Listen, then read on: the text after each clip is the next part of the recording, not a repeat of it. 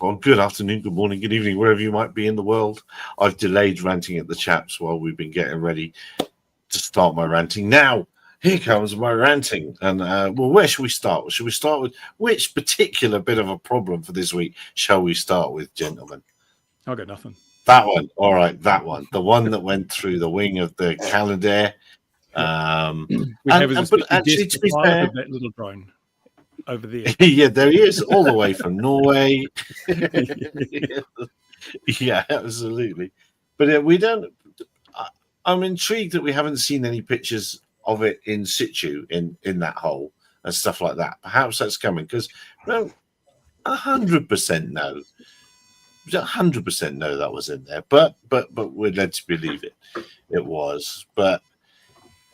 So, which bits of failures do we talk about? Do we talk about the failure of rig? Do we talk about the failure of training? Do we talk about which particular failure do we talk about? I'm disappointed that pilots that can see a drone at 1 mile flew into one. Oh, what would you mean? Those blokes tooling along at 120 knots or something that far off the sea? Yeah. I mean, airline pilots, they're doing 300 knots at 26,000 feet. They can see them. but that's the thing. Was it actually 120 knots? Was it more like 170 knots? Was it 170? Wow. I've been trying to find out, actually. And if anyone can look at the data to find out, I would be really interested to know what the velocity of the plane was. Was it going at 170 or 20 or even more? I don't know. It would be. I'm right. I'm typing right now. Yeah, Radar 24 as we speak. Yeah. I mean, the most interesting fact is multi-rotors have been around 15 years now, and this is the first time we've seen one pulled out of a wing of a plane, other than the Canadian Police, who have quite happily hit a Cessna a few times with a rather larger Cessna drone. once and helicopter once. Sorry. Their own helicopter, mind you, that knew there was a drone in the area. 85 to 90 knots, dear caller. Really? 85 to 90 knots. Slow, yeah. Really? But that's when they're scooping. But that's when they got him when he was scooping. So was it over the water? It was just finished scooping. So obviously a little bit more. So you can my imagination of the scenario is you're on the beach with your whatever it was, that Mini, and you're taking yourself off to there. How's it, Ian? Oh, look, he's got mood lighting tonight. Oh, it looks different, doesn't it? He does. Yeah, look at that. Blame Canada. Blame Canada, says MTV. There we are. Blame Canada. Well, it's funny because the Canadians have actually done, I just sent over a link. The Canadians have done a lot of research on this topic of shooting drones into planes. So it's kind of ironic that we're dealing with it again. Mm-hmm. And you got they've done real world live tests, ones. haven't they? They've done the real world tests, yeah. But it speaks to so many failures, doesn't it? RID. So in this case, if you could see, but of course, I guess you also have to think that all police officers and all the fire officers and everybody would have been quite busy doing other things, and they may not have had the time to be standing on the beach looking at a smartphone. So it's a flawed concept then. Well, yes. Well, it requires a group of people or a group of sensors going to a central point where somebody's not actively involved with whatever the catastrophe is. And well, the sub 250 it doesn't have to transmit RID, even though DJI do, but I don't know if it necessarily appears on that. Yeah. I think the sub 250 itself doesn't have to, but so with I think the Mini 3 and also the Mini 4, I think that there's two different types of batteries. So there's the sub 250 battery, and then there's the larger capacity battery, which is the heavier one. And as far as I'm aware, and please correct me if I'm wrong, but with the heavier battery, where you're not sub 250, you have to be remote ID compliant. What DJI told me was that all the Minis transmit remote ID because they could be used for Part 107 operations, and therefore they need to have remote ID. So in the USA, they do it anyway. That's right. So the US separates between weight versus, in Canada, we only care about weight, but commercial and consumer matter. It's true. And I think you're right on the battery side. The heavier battery puts you over, so that's where they need remote ID. Well, actually, I can just check right now on their means of compliance. Because it's all going all searchy everywhere. All of us going all searchy. Well, I'm going to OnlyFans now. Yeah, yeah, nothing to see there. But doesn't, and I think that when you put that heavier battery in, doesn't it tell the thing now start transmitting RID? That's what in the USA though, when you I say that does it all the time, battery, and you still have to have RID. Because you cannot buy, or you cannot use, you cannot buy those batteries in Europe. The actual you can buy them, I think, in the UK and definitely in the US and probably elsewhere as well. And you can import them and you can use them, but you can't buy them in Europe. And I kicked off with a couple of videos, perhaps a little bit too early because there had been no proof at that time, but it's really it's around this what's to be done, all this wringing of hands when there's loads of solutions out there. I just picked two, but there's loads of solutions out there. For now, as we have spoken about many times, we should definitely get into that business of setting up networked receivers for the job. And it just strikes me as madness. But you still, even if you did that, you've still got to have how do you communicate with gold commanders, with the fire officers and stuff like that. It's all got to be in place, you know. Didn't someone say during the New Jersey drone thing that the law enforcement don't even have an app they can use to receive remote ID signals and correlate with the FAA database or anything like that? There's no official app for them to use. So we've got this solution that can't even be used even if it's not a disaster like this. So it is. It's just okay, Bruce. Though the UFOs aren't RID compliant. Don't get me started.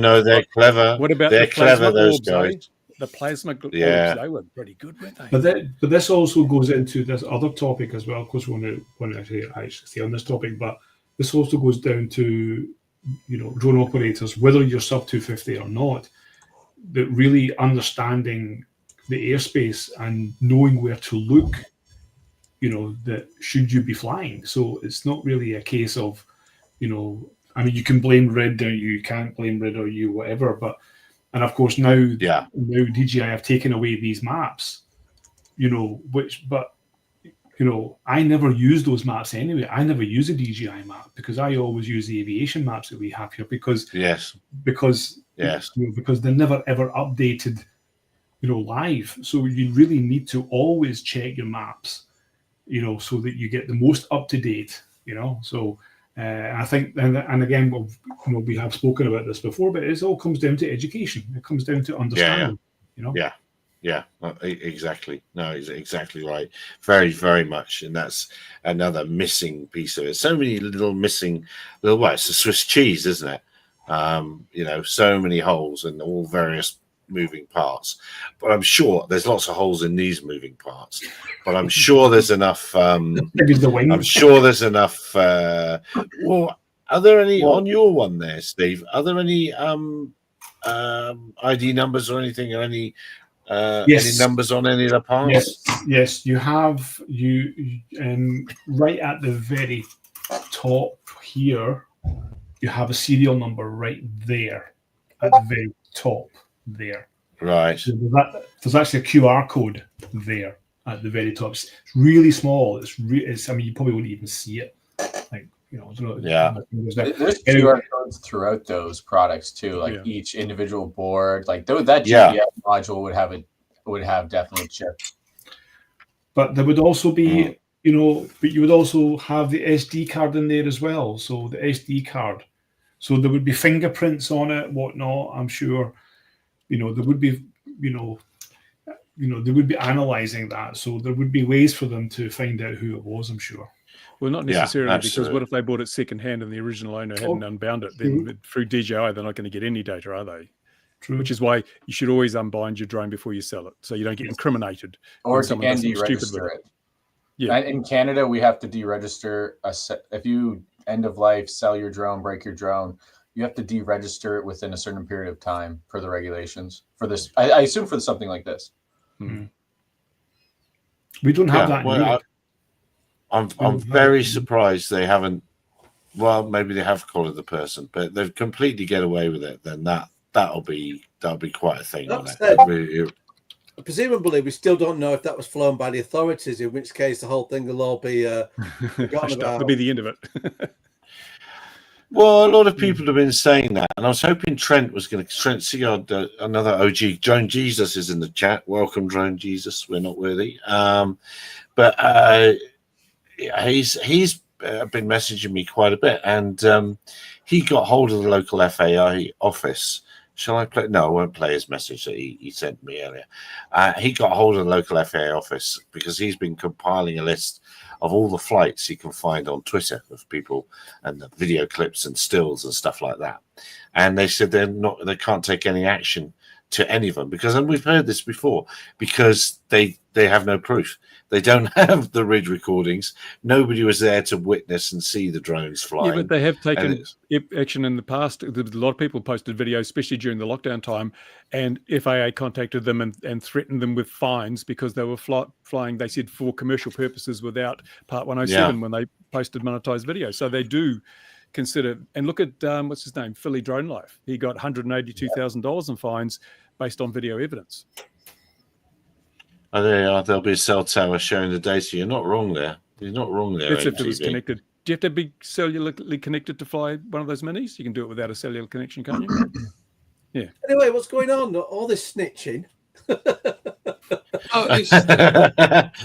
it's a difficult one, isn't it? Yeah, I'm not a great big fan of RID, but in this situation, there's a there's a big emergency going on, but to me, it's training. It's really, but it's also a moral bloody thing. You just don't do it. You just don't do it. There's people having a terrible time. This boils down to what we've said all along, though. If someone is going to do something like this, would they really do it with a drone that had RID on it? And would they? This guy was breaking the rules, right? So you can do whatever you like in terms of new rules, new restrictions, new whatever. People who ignore the rules are not affected in the least bit by all the changes you make. It only penalises the people who are compliant. They get penalised for the crimes of the idiots, and that's no way to create a regulatory structure, because eventually the regulations get so tight that even the rule followers go, "Oh, bugger this! I'm just going to do what I want to do anyway." Now, Bruce, I'm probably of the mind that the guy didn't even actually realise he was breaking the rules. I think you're right. I think you're probably right. I think I've got it solved. I mean, that, let's face it, it's full of movie directors and producers, and they know how much VFX costs. And they're all there thinking, I just put my drone up, catches fire, I can put that in my next movie, and I'll save myself a few million quid on CGI. But here's so the problem is, though, with RID. Tell me I'm wrong. For me, the problem with RID is it's, the Americans were sold it as it would tell that plane there's a drone in the area, correct? No, it was never told. Never electronic security by pilots. It was solely for. It's sold as that, though. It was more or less sold. If you do this, we'll have no more problems with drone. Let's face it. It was. I mean, even at 87 knots, Bluetooth will not give you enough warning. There's a drone in front of you. This is kind of the point. It was sold that that planes would be able to see. No. No. It was sold to open up BV loss. It was. I know they didn't sell it like that. If you looked at if you look at any of the FAA tweets, there's no mention of BV loss. I'm not talking about. I know network remote ID. Network remote ID would be used for BV loss, or it would be used for the use case. We need talking about the people that sold the idea of RID to the FAA. The people that sold the idea of Commercial Drone Alliance. Yeah. I don't. It was Airware. It was Airware that started. What we should do is for next week is go back and find all the stuff, and then we can talk through it. The CDA were behind this. They were the main proponents of remote ID. They said to Senate or Congress, whatever it was, if we can't have remote ID, then we cannot commercialize the airspace and use it to progress the economic future. And they got sold a lemon. The politicians sucked it all up, of course. And what I think has happened here is that we had the Department of Homeland Security saying we need this for national security. We had the CDA saying we need this for economic growth. And the politicians leapt it all up and they said to the FAA, do this. And the FAA said, okay, we'll do it. and then they're not bothering to follow through because they probably don't see the merit of them themselves. They've been forced to do. It's also the narrative. It wasn't an FAA initiative. But it is the narrative that the FAA, because a remote ID is basically, it's not going to, it isn't, obviously we know it's not for safety, but it is for security and compliance, and it has to go international. So RID has to go in every country. Like, it's been put out all over Europe, but when it was put out over Europe, nobody spoke about it. There was there was a couple of flyers that went out from EASA. I spoke with the Finnish authorities here, and I said, "So what are you doing about this?" They were like, "Nothing. We're just going to let it go out because there's no point, and there should be no narrative, and they're not going to really enforce it. So they're just they'll just have it there." And some people were kind of bothered that the authorities didn't give them the instructions, because the instructions from Europe is a little bit more complicated, and we have to find codes which were given to us when we first got our operator ID, which was hidden and stuff. And I actually made videos about that. But the way that the FAA have actually done this whole narrative is completely ridiculous, because they gave this spout of safety, and of course that was not the case. But if they just pushed it out and just shut the hell up, we wouldn't be in this mess. I think the problem is that they've brought model aircraft into it. If you've got a drone operator, then it's commercial DJI. You're going to have it. You don't have to worry. It just gets a software update. Away you go. Maybe legacy drones a module. But when they bring in the model aircraft hobby, that's when things change, because suddenly people flying balsa wood nitro models in a grassy field somewhere have got to fit this thing. Explain, please, because nobody's drawn the line between the hobby, the traditional hobby, and camera drone operators, and that's where the whole thing fell apart in the USA, and it should fall apart everywhere. Well, it's absolutely a pointless thing if you haven't got a system for detection in place in emergencies and stuff. You would expect the fight, it's a tax. It's not, if it's not being detected for the reasons it's supposed to be or thought to be detected, then what's the point? It's kind of like making airbags mandatory in cars, but not wiring them up. Oh, there you go. I knew you'd come with some analogies. Oh, there we go. FAA tweet. In fact, let me send you it there. Yeah, because this will. If you look at do we trust marketing departments? Sorry, say again, Josh. Aviation also safe. Have a look at that. Do we trust marketing departments? Yeah, of course. You're talking madness, man. Of course, the world runs on marketing departments. Of course. Right, let's share what he's put up here. So that's 2020. That's before the rule was implemented. 2021. It came. It doesn't matter what it is. It's the whole build up to it, isn't it? Yeah, but the whole build up tied to all the telecoms trying to get in, and then there was 50,000 comments, and they got whatever net. So, like, from my understanding, it was changed on cost. They changed on cost, though. They didn't say what we're going to deliver you as a load of garbage.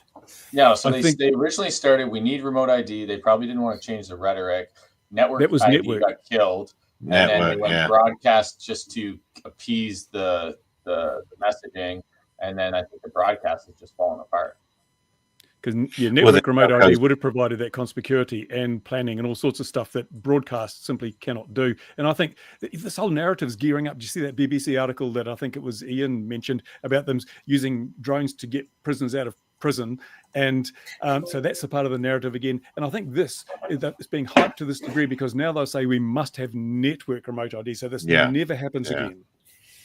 Well, that's not arguments that remote ID doesn't stop any of this happening, because you're still not going to have all the equipment in manned aviation stuff. But network remote ID will stop as long as a bad actor doesn't buy an older drone, stop them getting airborne. Anything we've been there, we've heard it. That they'll put network remote ID in, and there'll be another attempted assassination where it's been missed or some malarkey. You can't rule out all your edge cases and the like. And it doesn't mean you should have all the people there to sit around and monitor what's going on with drones and make all the assumptions about what they are or aren't going to do. I mean, the only way to do some analysis is bang some AI in there. But then, I don't know. We know where it's going to end up. It's always going to be very, very sinister, and it's just going to be throwing fines at people straight for the post, that kind of thing. You can just see this in the middle of Yorkshire, you know, someone with remote ID. I've only got 3G. I can't quite get a signal, you know. Yeah. But broadcast was always a fallback for that situation. The interesting thing is, what this proves is that these things are so intrinsically safe. I mean, this airplane hit it fair and square, and it's just going to have a new little section of aluminium put in there. The spar was didn't catch on fire. All those things they said, lithium batteries could explode, didn't happen. There was no significant damage to the aircraft. Going again in a couple of days, and so when you consider that on average every year in the USA, 2 people are killed by falling vending machines. I don't think the drone problem falling vending machines. Yeah, right. I'm testing that. I'm testing that. Falling fridges. Come on, falling fridges. Yeah, that beats. And how many Floridians get eaten by vending machine? We need an episode of this where we have a section, and it's the top 10 obscure ways that people die in the US, and then we can compare it against drones. Darwin, I refuse. I refuse to believe him, but there it is. It's on Wikipedia. Did you guys see last week's the guy flying the drone into the paraglider? Yeah, I saw that. No. Yeah, I didn't see that one. And he ran away. The guy ran off. Oh, you've got to watch this, Gary. This is crazy. This is like. Oh, okay. Send me the link and we'll rock it. Yeah. This is like he was like sitting there trying to what was it? Act like he was giving the phone number, and then he just started running. Yeah. Like this is same thing happened in New Zealand, but he got about a $1,600 fine. I think the guy with the drone. It's happened in England as well. It's happened, I think, in many places. People have collided with the paragliders. Okay, no, but you still, you know, but it comes back round to the morality of things. You shouldn't do it, should you? Like you shouldn't fly this emergency aircraft. You can't fix stupid. Emergency aircraft in the ground, in the air, in the ground. You should not be in the air. Finished. Done. No more to it than that. All right. Let's watch this then. Present. Oh, it's yet again. Seamless. Is that showing up now? Yes. Yeah. Yeah. Okay. Let's open it up a bit. Let's play. Yeah, you could probably see. You can see the drone up top there in his wing, right in the middle, dangling. Yeah. Well, at least the drone wasn't damaged. That's the one concession. Yeah, exactly. Yeah. Yeah. This is like what not to do when you hit a paraglider. So, do you think you can see the bloke that was flying it? Oh, you can. Yeah. Yeah, he comes up to him. And then he runs, which is kind of interesting. And he's apparently threatened to sue him. Oh yeah, this guy's got the screenshots. Like apparently, the guy was like his attorney's going to get involved. Yeah. What, the guy that was flying the drone, or the the drone flyer? He doesn't like that this video's online. And he's and the guy's taken down his website. It's locked out, and his link, like all his accounts, like Instagram accounts, are shut off. People have doxed him, so. I'm okay. You cut a wrong line. You're gonna kill me. I am very, very. This is not a good idea. Has he pixelated his face? I was fine. Poorly. Sort of. He will have complained to YouTube and said that he was identifiable, so he said to pixelate his face. I was like trying to regain control, and then when I got control, I saw it. And so right now, he seems reasonable. Hey, I fucked up, right? Dude, yeah. So, I made a mistake. What's your number? You give me 858. 858. Yeah, not a good idea to spread that out. Well, that's a reportable incident, isn't it? Yeah, this is where YouTube sucks. Sub 250. It doesn't look like a sub 250, does it? No, it looks like it's a Mavic. Still coming together. It's still a reportable incident. Yeah. But YouTube sucks. They've bowed to that guy wanting to have his face pixelated. I mean, it's a public place. He's got no expectation of privacy. Yeah, he shouldn't have to pixelate his face. Yeah, wait till you see the screenshots here. The guy it shows the screenshots of him texting the person apparently. No. Run away. Yeah, here you go. Apparently, this is a text communication. And then he runs. Hi, guys. Runs like a girl.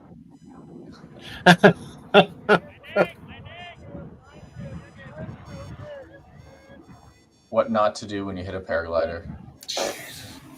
Wow. And fixing that chute's not going to be cheap, right? Like going inspecting, doing those lines, like that's tedious work.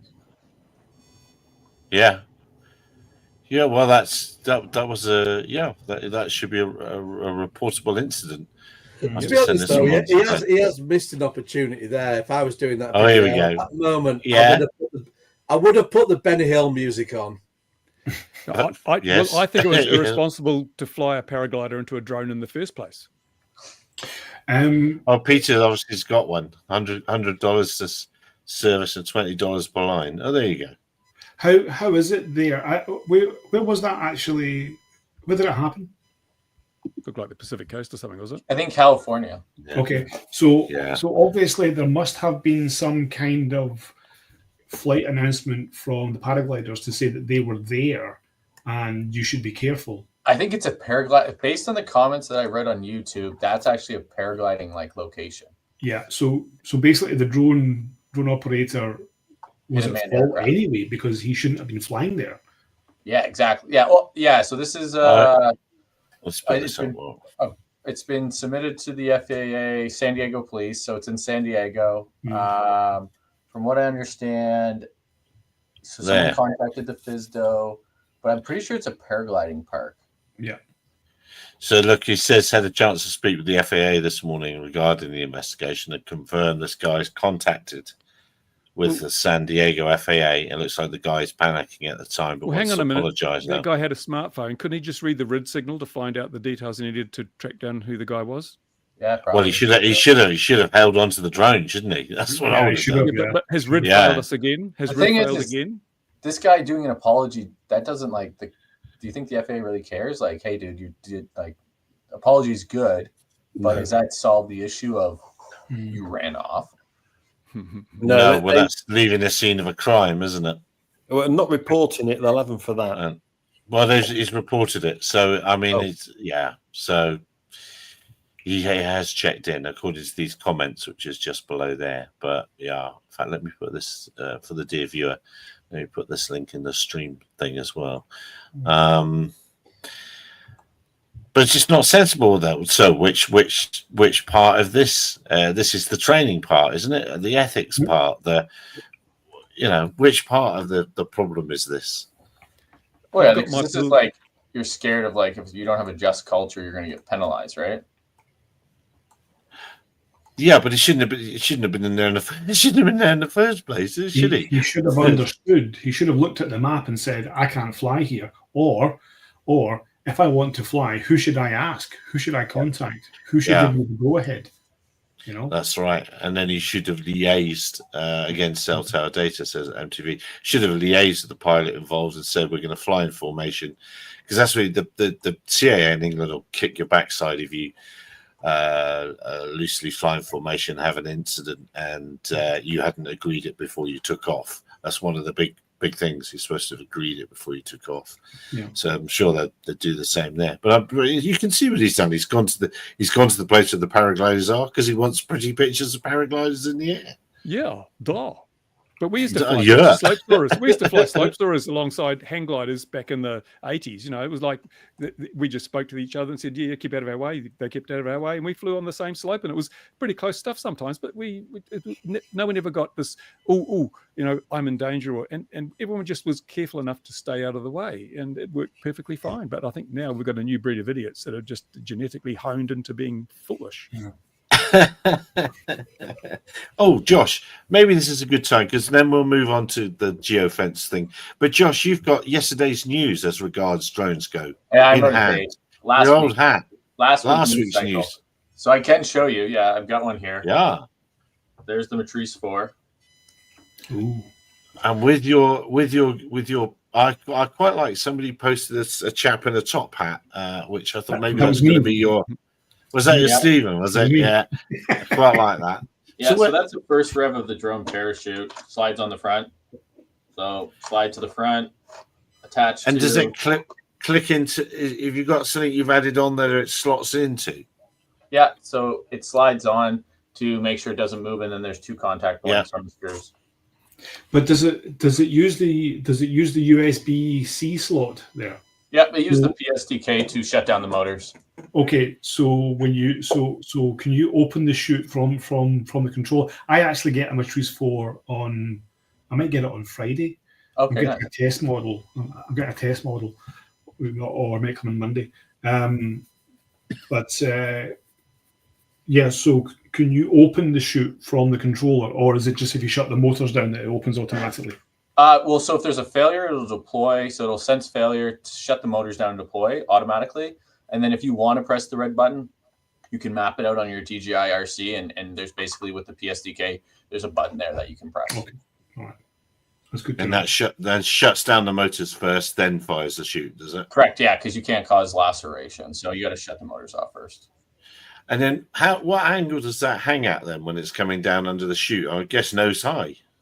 Yeah, so when we put to the top mount, you'll have the parachute come out. So you'll have it come out and probably to an angle. So then it'll be more probably this orientation. This orientation coming down. So not nose first. It'll be more like this because the parachute line will probably rub to the top. So what's the weight of the parachute or the whole unit? Sorry. So this one you're looking probably. So the Mavic system was 118 plus minus 5 grams. This system's slightly higher. So the Mavic max tow was 1,030. This max tow is 1,430. So you're probably looking around 130 grams. Our parachute for the M3D was 100. I think it's 145 grams. And that's 1.6. So between 120 and 140 would be the guess. The big thing is why I can't give you a direct answer is we haven't done a crash test dummy testing yet. Mm-hmm. And so once we do crash test dummy testing, we'll be able to assess what is the transfer of energy, what type of injuries are created, and that informs us on the sizing of the parachute. Okay. Good question from Simon there for you. Yeah, so DJI makes, so it's a funny one. DJI made, well, no, they've never made a chute other than for the flying cart. That was the agriculture team. In the early days, like 2016, 2017, they partnered with somebody to build a chute, and then they end of life it pretty quickly. And then I think they stayed away. I think there's an element of it's a niche market. Like not every one of their drones, like in Canada, 15% of M300s have chutes. So there's probably that element. There's also a lot of regulatory nuance in each market. So at this point, we do a lot of the compliance for them to get their drones approved for over people in the US, Canada, Europe. So I think there's a piece of like, there's so much nuance to it. Now, could DJI do it? Probably. They can do anything they want, right? Like it's DJI. But I think there's some elements there of the regulatory headaches. Like when we got our approval from the FAA, we started working on 2020, submitted in 2021, got approved in 2024. Those type of timelines, I don't think align with DJI's innovation cycles.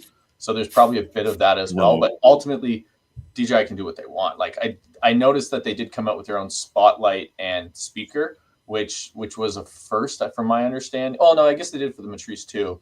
But I usually see ecosystem partners come out with those kind of components. So again, it's probably too much of a headache and a pain in the butt for them at this point, and the volumes maybe doesn't justify what their market expectations are when they build a product.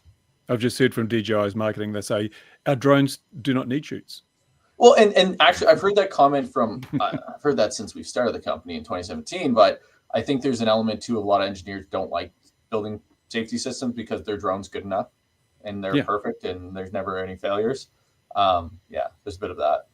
Well, the other thing is with a chute, if it does deploy, you want to make sure that you're in an area where it is suitable to deploy it. Because the last thing you need is a chute to deploy and you end up into dual carriageway of traffic. You know, you end up on a freeway or something like that. That's not where you want it to be.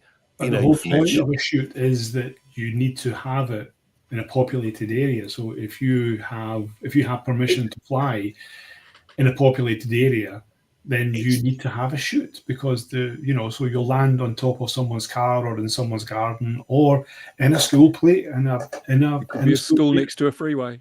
Because I think there's a debate there on. So you're over a highway, parachute deploys, it drifts. It's going to go. I use a 1-to-2 ratio. So if you're 100 meters up, depending on wind conditions, you could expect up to 200-meter drift. So if you're on the side of the highway, deploy, okay, that could be an argument, but you're not over people then. But if you're over people and the chute deploys, it's probably going to leave that area. So if it does drift into traffic, that's probably, there's a headache there in an element.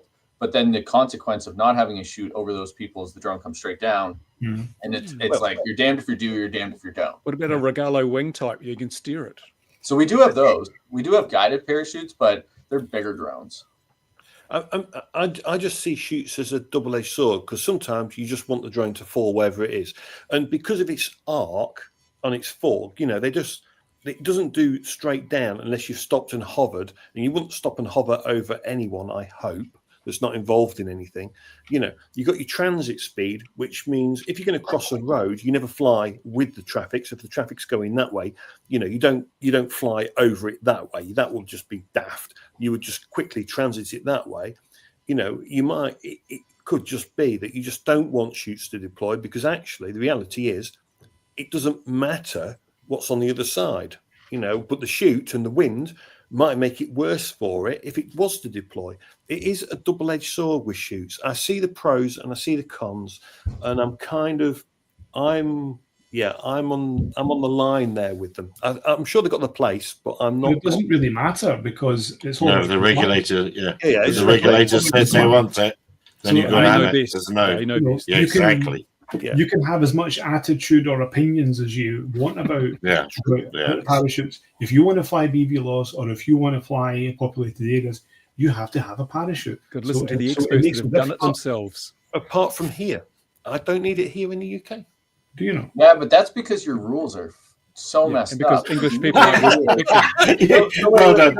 You stopped yourself there, Josh. All right. Well done. All right. So UK rules state if you're higher than a certain altitude, you don't need a chute. And their interpretation of over people is stupid from the old rules where, like in Canada, we say horizontally 5 meters. US, head to toe, shoulder to shoulder, cool. But in the UK, it's like if you're at a certain altitude, you're suddenly not over people. So whoever wrote that rule was like, you guys are just... No, I don't know. It isn't. You're not over people. You're thinking of the bubble, which is still true, but you still won't be hovering over people. You'll be set back. So no direct overflight is our basic rule. So you shouldn't deliberately directly overfly someone. But what it used to be is you've got your drone, and then you've got like the 50-meter bubble. It's actually around people and buildings. It's explained better to say 50 meters around the drone than it is to say, well, there's a building, so now you've got to be 50 meters separation. Now it's just uninvolved people. They got rid of all the old stuff. So it's now uninvolved people 50 meters from them. And our rules are, same as Europe's, I think, bonkers, because at 60 meters high overflying, I generally don't see a problem with that, because if if someone's here and you fail here, it's going to go over. Wait. Sorry. Is the rule that says if I'm here and you're 50 meters up, that's not over people? 60 meters. So if you're 60 meters that's stupid. That doesn't make sense. Directly over. So it says not directly. It says no. No, you'd be set slightly back. Yeah. So you'd be slightly offset. But you're slightly offset. But your altitude shouldn't matter in your over people. Oh no, the altitude thing was still daft, because it would force you to be higher up, which is not being safer. So you can. Because I always argue that you should actually be. Yes. You should actually be lower down. So the gives them more time to run out of the way. I think the thought was thinking time for you to react, but all of that was based on bollocks at the time. From there was just this stupidity with pilots, especially people that flew DJI, would sling that mode. But it was always a case of saying, "Oh, you can just switch to manual and take control." Be right, when actually, a lot of the malfunctions, flicking the manual would have made no difference. If your IMUs failed and the drone doesn't know what it's doing, all the manual ability in the world isn't going to do well. If the flight controller itself has crashed, switching to manual isn't going to do it. Manual isn't even true manual. It's just the software's doing less. And people never understood that. So, but basically, because of all that, there was this, people that would have been close to the CAA that were spouting that bollocks would have probably influenced this and just saying, 50 meters gives me a bit of time to think. really, when it's going at full throttle, it isn't enough time to think anyway. It was just a load of, it just plucked out somebody's backside at the end of the day. But yeah, the idea that it actually pushed you up higher as well, it was just daft. You should have been actually lower down. And you have to remember that a drone in transit, so if you're here and the drone's over you and it fails, this person is the safe person. Because the but you're still over people. So like you're within that range. And like the argument that you're directly over, like I've seen parachutes go this way then back based on micro weather conditions. Yeah. And like our Mavic parachute doesn't, because it's so small, it's the drift is not like the M300 drift is big because it's coming down at 3.5. But the Mavic chute, like you don't need less kinetic energy, so you come down faster. So like that drift zone is way smaller. Yeah. I mean, the other crazy rule, and this is the rule that drives me slightly bonkers, is if I'm flying my Mavic Pro 2 in the A2 CFC, we have different classes, as you're aware, it's meant to be 50 meters horizontal separation from any uninvolved third party. Does the CAA expect people to run around with a frigging tape measure going, that person's at 40 meters, that person at 60 meters, 80? It is absolutely the worst rule that any regulator, YASA, I'm going to blame you on this one, because you were the regulator that decided 50 meters and then whatever, we adopted those rules. Absolutely bonkers. I think it's incredibly nuts. So when I now go and fly my drone under the A2 CFC, it's like, is someone 50 meters? I don't know what 50 meters is. I can't judge depth perception because the human's depth perception is absolutely crap. Now, Mark, you've been talking with metric units. There's a lot of people in America don't understand this. Can you convert that to bushels or acres or something? Rods, poles, and birches. I actually do believe that the new Matrice 4 has got a laser range of, so you can actually, so even before you take off, launch anyone that comes within 50 meters, just take them out. The distance. You laser them, yes. So I'm filming something nice. I see someone to the right. I've got to room a shot, turn the drone, and measure the distance. Then I can turn it back and continue the shot that I've now messed up. Cones and tape. You have cones and tape on the ground to keep people out. But I think the real reason that the UK rules are so lax in regards to people is that they're hoping that more drones will fall because there's so many boat people that they're staying in these hotels for free at the taxpayer's expense. Have you seen the recent AAIB report that came out? Yes, I just had that up. Hang on. And that's an interesting one because a lot of that's human error. Yes, do you mean all these ones? UA was being used inside a building. Oh, yeah, okay. US was a flight in Portsmouth, ran into the rigging. Yes, what the hell? After 13 minutes, commenced its critical low-voltage emergency landing procedure. Oh, so you didn't check the battery before you went. During a survey flight, and that's in St. Helena. I know exactly where that was. That was interesting. Lost signal at 100 meters, did not respond to return to home. Well, if you know St. Helena, it's generally a hurricane. It's generally, the wind is a hurricane or half a hurricane there. So that one just went off. It went. Gary, is this UK? Yes. Yeah. Someone's very flashed then having a Skydio. They must have imported it. And, yes. For such a clever I know. What's he doing having a problem? It's a training flight. Well, there we are then. We have the same in New Zealand, though. These incident reports, drone landed in grassy field. That's an incident, Yeah. Like looking through it, it's just hysterical to read what constitutes an incident. I mean, what's a hop test? What's a hop test? If you're test flying an aircraft, it's to do with beer and brewing. And here's okay. Here's the craziest. As you read this list, you'll see that someone's hit a ship, a Navy ship, which isn't small. You'll see telephone wires. The amount of human error ones that are on distance judging that are there is quite scary. FPV to the rescue. It goes to show that people didn't check a site out or weren't doing surveys correctly, just weren't walking the area doing a quick check.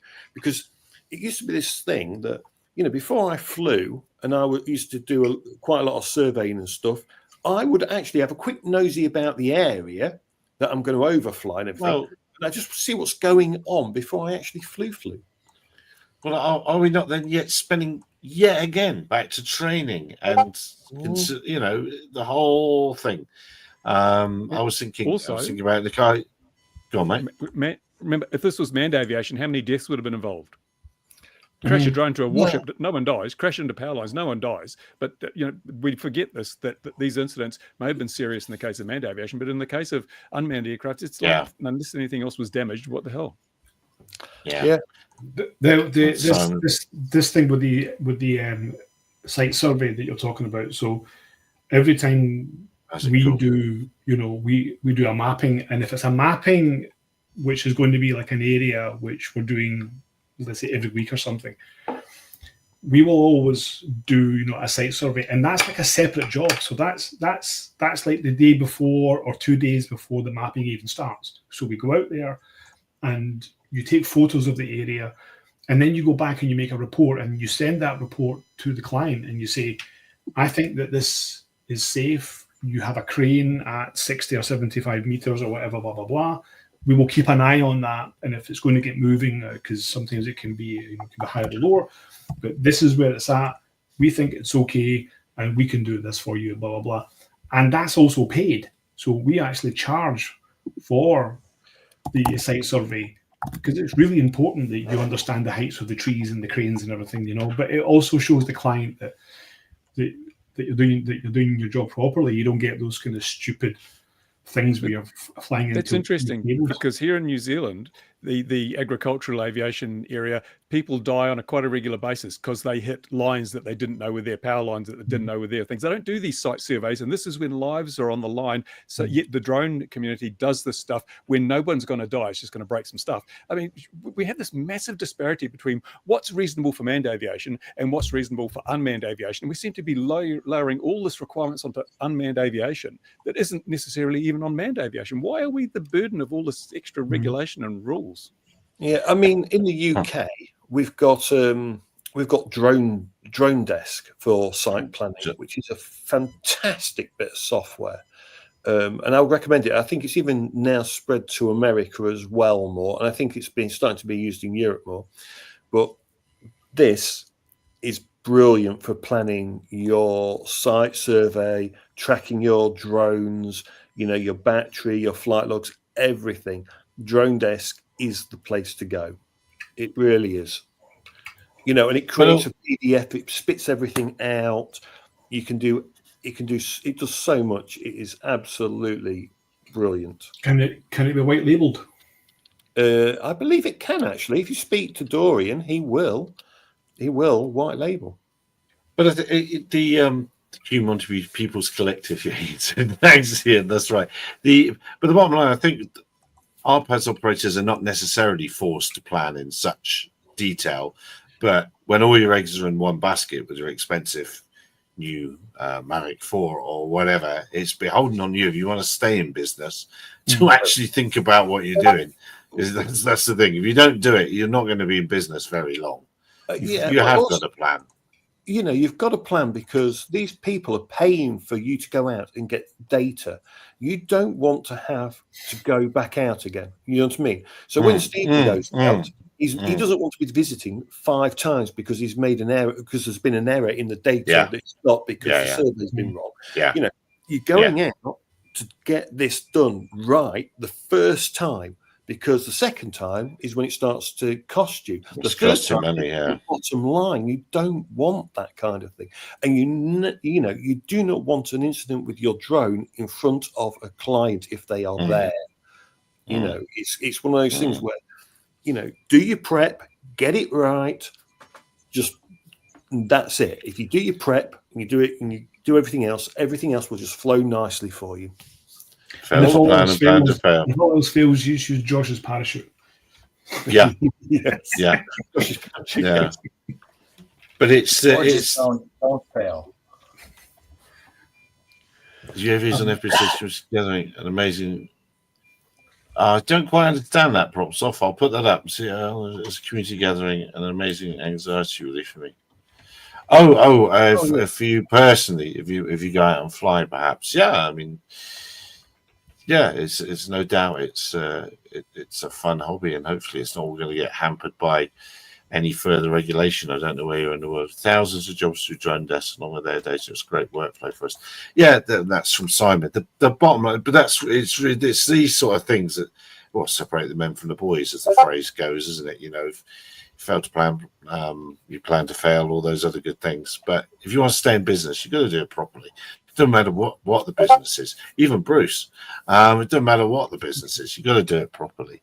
So let's get on to, because we're just 49 minutes, because we've got to make sure we give room for Ian hour. What do we think about getting rid of geofencing in the US? Yes, completely fine. Next question. Yes. Yeah, everyone agrees. It was never a good idea. That's fine. When the training wheels come off the bike, you are then responsible for everything that you do. Finally, you own the drone you purchased. Yes. Yeah. No, I don't think it's a bad thing. And I saw people going on about, what a great thing it was for safety and all that sort of thing. They were forced to do it by the Chinese government because of Tiananmen Square. It was never.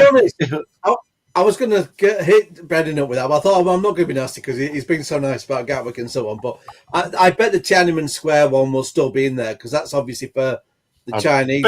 So I bet that's still hard coded in there. It'll just be the US ones that have been. I asked them whether they were going to remove it from New Zealand and other countries, because so far it's Europe, the UK, and the USA. But what about Australia, New Zealand, and other places? When are they going to remove that? And also, I guess it helps with the Ukraine situation. But Simon's exactly right. Also, it takes the manufacturer out of the loop for any, because then DJI has to keep its airspace database up to date and relevant, and that's a hard thing. So liabilities takes them out of the loop. And the other thing is, I think they thought they were going to earn some brownie points with the US government, but now the US government's going to ban them. I think DJI's mentality is, we'll stuff you. You can look after your own problems, and we're not going to, and maybe for that reason they'll even make other changes. We shouldn't be relying on a country's like Chinese geozones, because we've seen it with DJI where it's been wrong time after time after time. The only thing that you can really rely on is apps like Drone Assist in the UK, right, where you have the app and you're doing the check. America, absolutely. It's slightly different in other parts of the world. You see, I'm in a red one. But to be honest, that really shouldn't be necessary. In the UK, we should still really be doing the thing of feeding the DJI app with data. That was kind of the whole point of this idea. Because you don't really want people having to switch apps. That's really where these problems come about. It's still going to maintain. It's not going to give you advisory, but not hard geofencing, isn't it? Because it'll be hooked to the FAA's database, and so if you're flying in a TFR, it'll tell you, but it won't stop you. So that's fair. That's good. To be fair, this is like how 3DR had it back in the day, because they had a debate, and all us as users had said, no, leave it to the user to make the decision. Just give them the information. It's always the best way, just for the fact that information could be wrong. It often was wrong. You had like airfields that have been closed down, still restricted, and heliports and all that kind of thing. So it was always better to give them the information, and then people could go, actually, that's wrong, and then they could still fly. Well, I can put my drone up here in the office, just outside, because I terrace on the top floor here, and I can fly my drone. And if I fly my drone 100 meters that way, I'm flying in the area of the Finnish Parliament, and they have Aeroscope or whatever they're using, and I will be fined immediately. I mean, they will know who I am immediately, and they'll send out the troops. And but there's no geofence. There's nothing there to say that I shouldn't fly on the app, because there's lots of different zones on the DJI map. But there's these zones that always pop up. But it's for me to know. And if I fly 100 meters that way, I'm done. I'm €2,000 fine. Yeah, and geofencing didn't work with that Palisade situation, did it? No. Yeah. But here's the important bit. If you are operating a small drone of any size, you are responsible. You are legally obliged, right? When in the UK, the operator ID that we pay £11 for, that £11, you're signing a contract to say, you're going to follow the rules. That's basically we pay our government to say that we agree to the contract and I've paid my 11 quid. And they take the money and go, right, you're now legally, you're going to follow the rules. And that's it in a nutshell. If you fly your drone, you are legally responsible. It's not down to the drone to tell you where you can and cannot fly. No, of course not. No. It's down to you to make sure you understand that. I mean, I've been on commercial jobs and I've flown on international airports before and stuff, and you've got permission to be there and you're having to sit there and unlock a drone, and the client's going, what's wrong? And I'm going, well, actually, look, it's been a pain. I need the computer for a minute. I've had to do it before where you've had to use the computer, get my DJI account and do all the faff. And eventually it will unlock. But even so, even then, you still get hard geozone points on site that you can't unlock.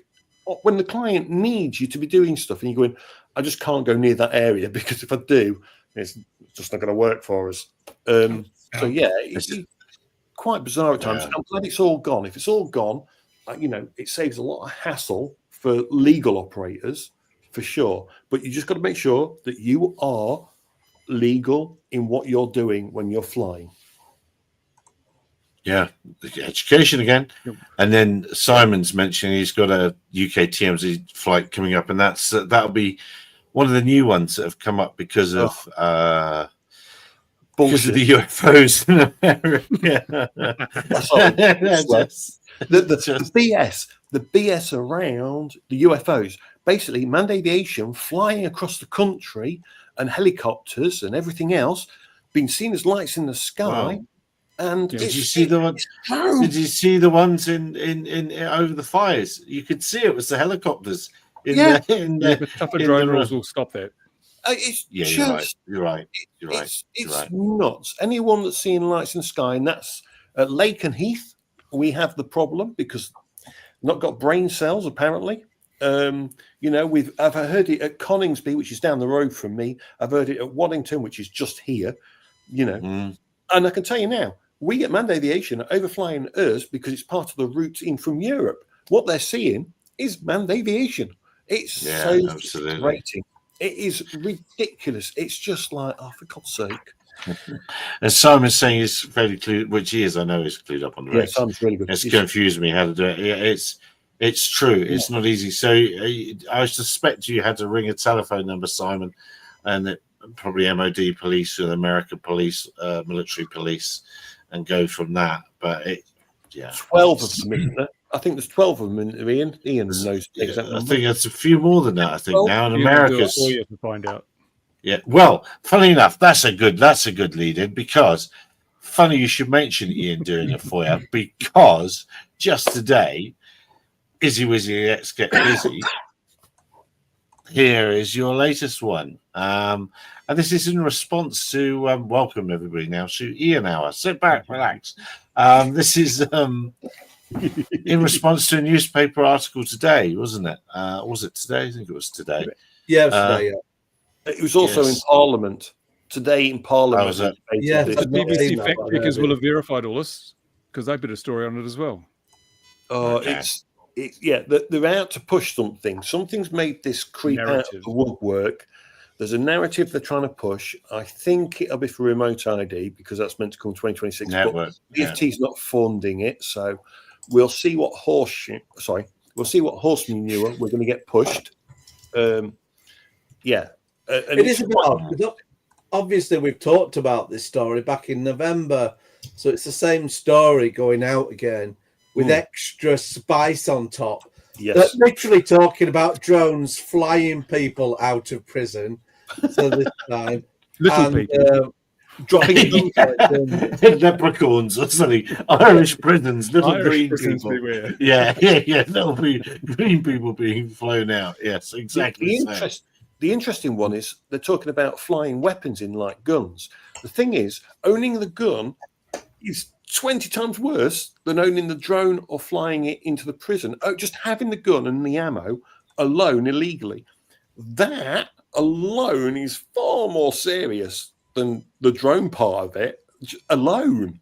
And it's quite crazy. But what's really interesting is when you hear how they're doing it, because it looks like the prisons haven't been maintained. So they don't do basic the window's damaged, will not fix it. So you've now given the drone an easy way to get items into the prison because not through a window.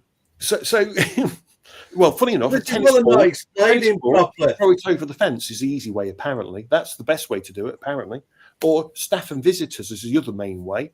The drones. Yeah, the drone's right down the stacking list in how much you will take in. But it looks like a lot of it's down to lack of maintenance because prisons don't have any money. It's amazing. And it's nuts. It really is. It's just bonkers. Well, it's amazing. Yeah, to summarise on that. So there was a PDF report on 2 prisons. I concentrated mainly on the Manchester one as that's where the most drama was being made over it. But my concern is there's a lot of claims being made without any evidence there. And the language, it's worth reading and that because it's it's pretty pathetic because you can see what's going on just reading the language from the prison governors. It's like it keeps mentioning, oh yes, and we've got the corrupt staff, but that's a minority. It's always played down. Whenever they mention the corrupt staff, there's always framing around it of that's a trivial issue in the whole scheme of things when it's likely not.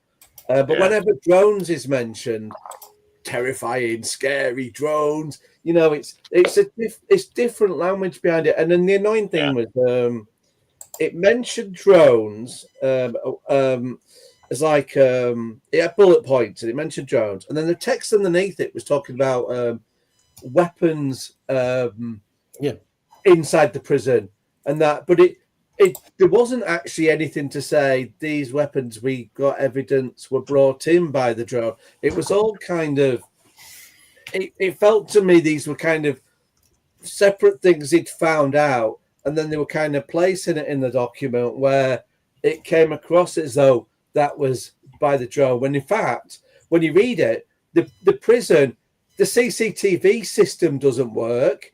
So staff could be carrying stuff in and passing it to people, or visitors, or stuff being thrown over the fence and not even knowing about it. Look, there's Josh's one. Josh's one of similar. So this one's interesting. The fact that going on your topic about who's involved, I've never seen an ATIP where they're saying, oh, by the way, also, who were the correctional officers dismissed? It's like, oh, wait. So was it a coordinated event? Like, I have no idea. I just saw this today. So this is recent, but it's an interesting kind of example of who's bringing it in. Yeah. It is interesting. And someone said to me, I think it was a counter US company, said, oh, an M200 had been detected at a prison. Now, an M200, big machine, weighs 6.5 kilos. Now, don't take this the wrong way, but if the prison doesn't know that's hovering outside, because you'll hear an M200, I'll tell you now, and you can't send officers out to track it or the police to track it, there's a failing there. But if the drone detection system detected it and no one bothered dealing with that drone detection system may as well have been a paperweight or a doorstop. That's kind of exactly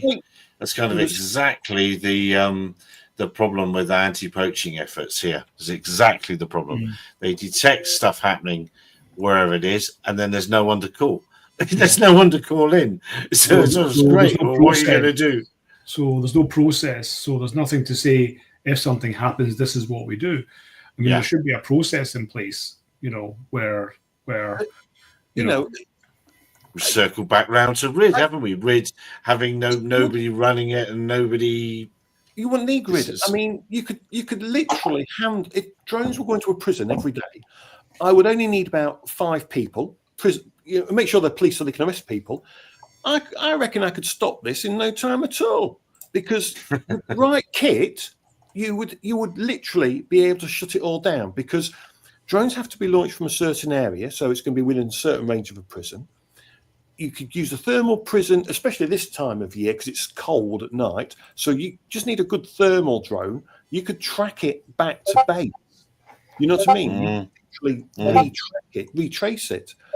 Get an aeroscope there. That'll tell you what's going on if it's DJI nearby.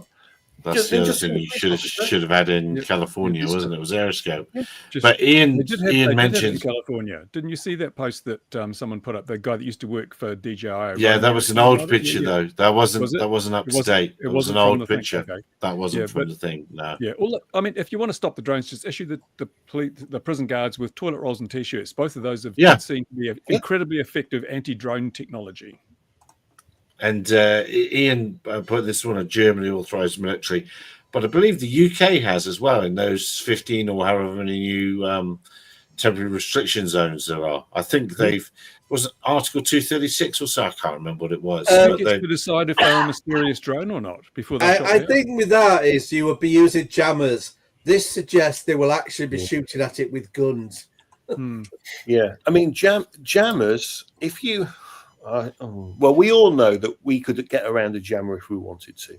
You see that, Gary. If you look at the tagline, we previously relied on jamming transmitters. So they are saying the jammers aren't working on these imaginary drones. How do Rastafarians stop drones? Them, it will. Absolutely, yeah. Jamming's going to do nothing to if you're a smart person.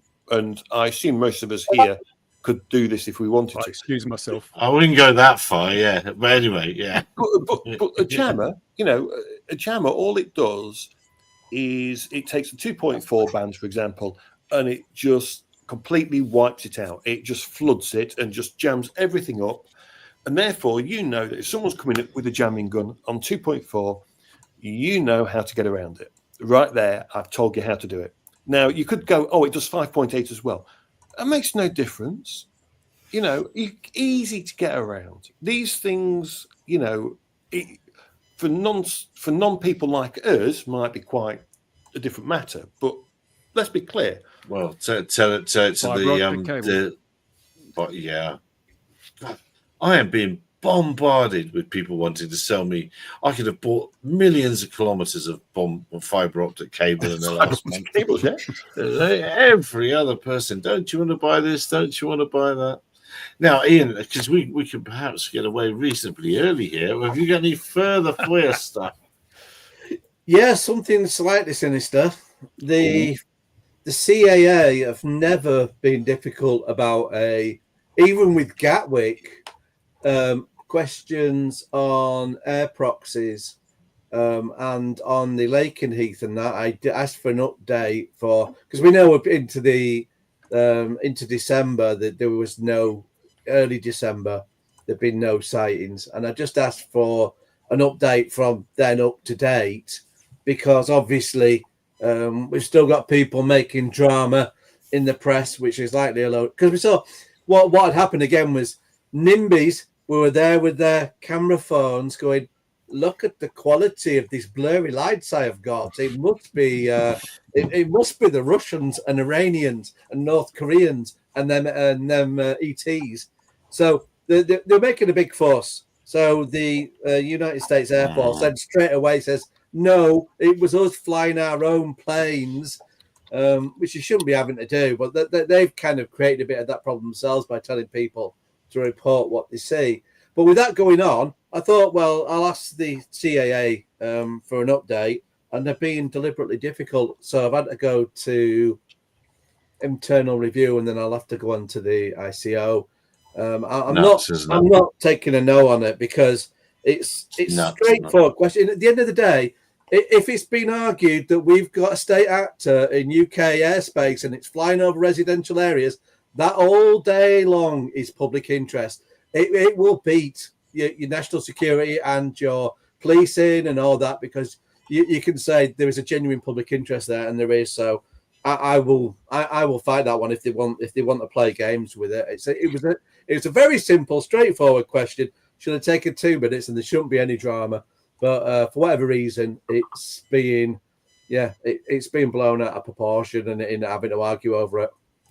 And Simon's got it also there. Yeah, they are working to rule at the minute. Speaking of CAA, this is just a normal everyday. knowing that they're getting some other aggro on freedom of information, which is nothing to do with me. I think what I'm asking is trivial in the whole scheme of things. It was just, it's not like I'm going to be doing it all the time, but it is newsworthy at the moment of knowing if there's air proxies being logged. It's a reasonable question. And they're saying, wait until we publish the air proxy report. I'm like, no, because I'm asking you if there was any drone air proxies. It's a yes or no answer. You can't say wait until we might not publish something, because I said if you are publishing a drone air proxy, fine, you don't have to give me the details. I'll just wait until you publish it. I'm willing to be reasonable.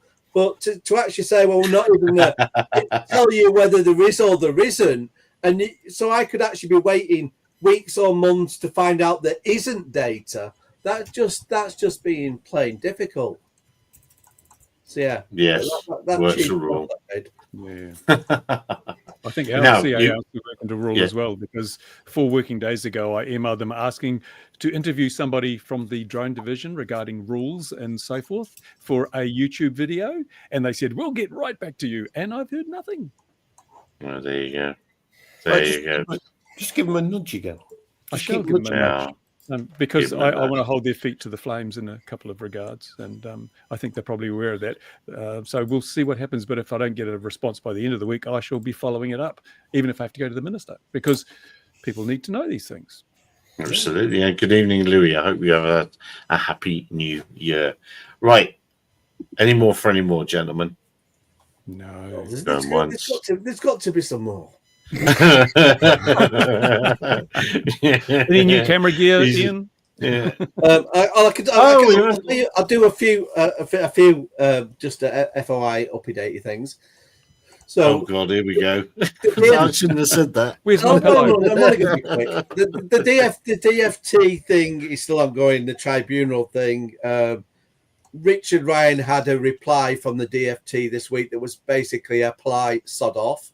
So he's having to do some additional works, because we've asked for various amounts of evidence so that the judge can really make an informed decision about what's gone on. But they're not playing ball. There has been some Gatwick news that I probably can't go especially to. For Louis. Louis in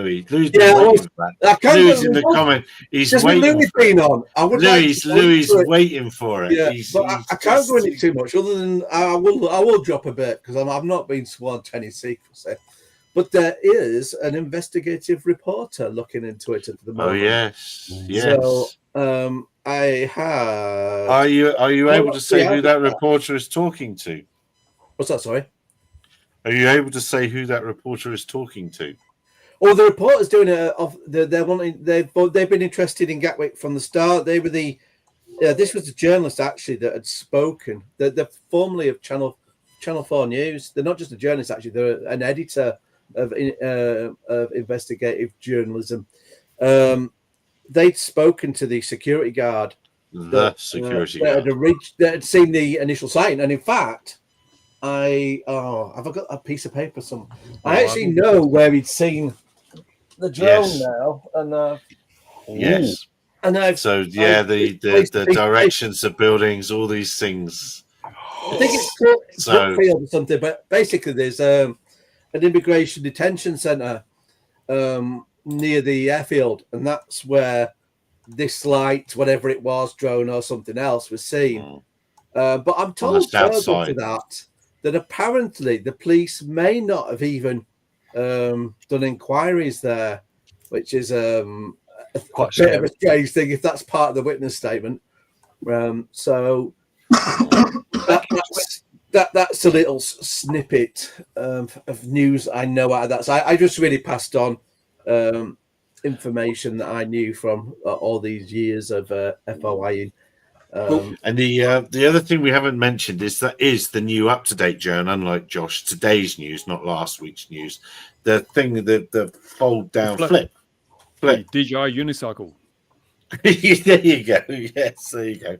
Looks rubbish to me. It's but twice I don't know. the price of the Neo, when really it's just the Neo repackaged. with a, they say it's got obstacle sensing out the front, and that's it.